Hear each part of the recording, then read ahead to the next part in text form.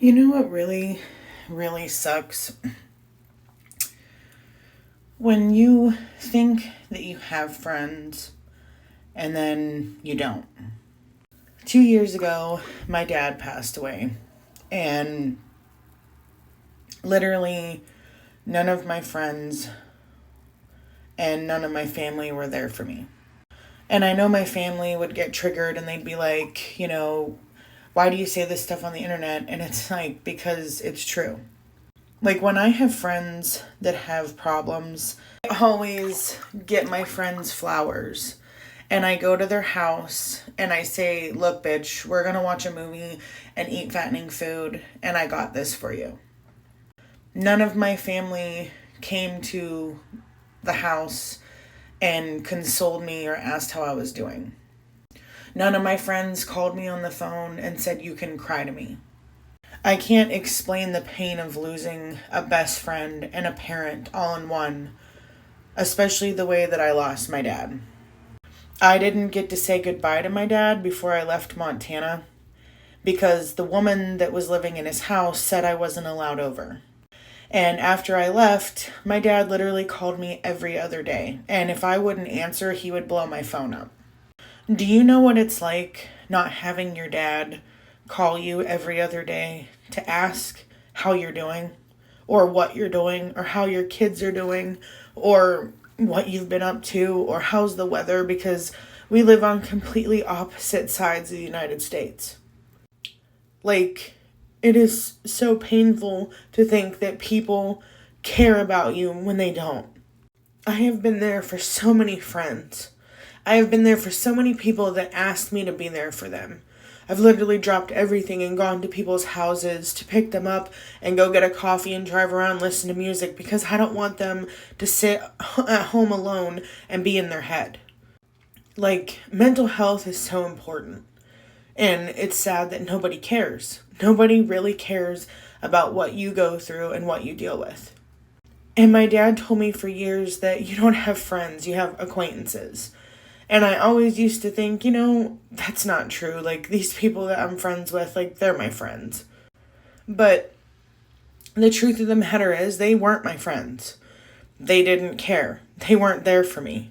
And the biggest flex that always got to me was, if you need somebody to vent to, you can call me or message me anytime. And if you know me, you know that I'm a very emotional person. I cry at sad movies. I cry at emotional moments. I cry when I'm trying to tell somebody my feelings about them. I'm a very emotional person. And when I tell you that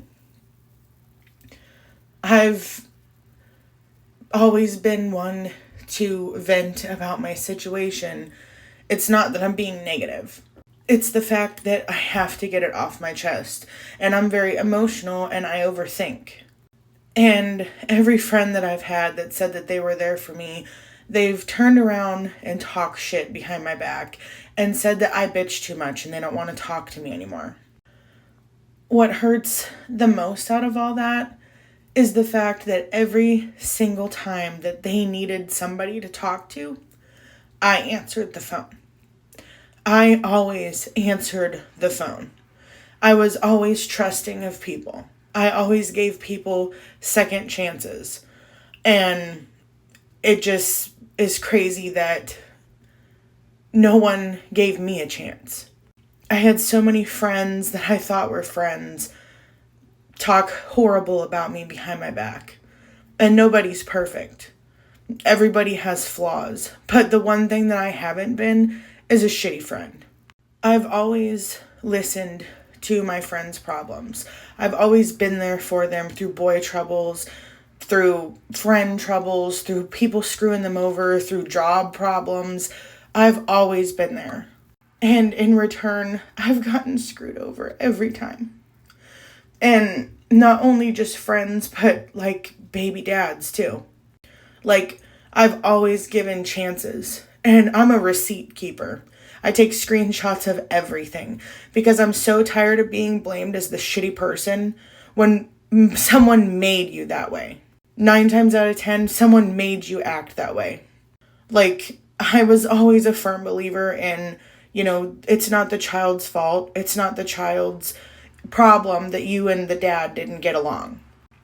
But either the dad felt the need to start problems and drama because they're hurt that you left, or their wife decided it was cool to start the drama, and so everybody gang up on the baby mom. Like, I gave chance after chance to people who didn't deserve it. I gave chance after chance to people who showed me that a second and third chance was my fuck up. Like, it's just so crazy to think that people don't really care about you. Especially family. Family's the first to fucking stab you right in the back. I didn't meet my dad's side of the family. I met a couple of his siblings, but I didn't get to know my cousins, and I didn't get to really know any of the other family. So when I moved back to the area and I started posting and adding them, they all wanted to meet me, and it was just kind of awkward because I don't know any of them. My dad always told me that they weren't good people, and then they turned out to show me that they weren't. My biggest thing is these friends that I spent, 10, 11, 12 years or more trying to be friends with, proved within the last couple years that they ain't friends. Do you know how painful that is to find out that your friends don't give a shit about you, and they never did? And that, they just talk badly about you to everybody, and they say you're the problem. The biggest hurt that I had, like I said, was losing my dad and not having any support. Going through a divorce, having an ex not serve you papers and submit a divorce and a full parenting plan, trying to take custody of your daughter to the court, and dealing with that whole thing and trauma after leaving an abusive relationship, I had no support.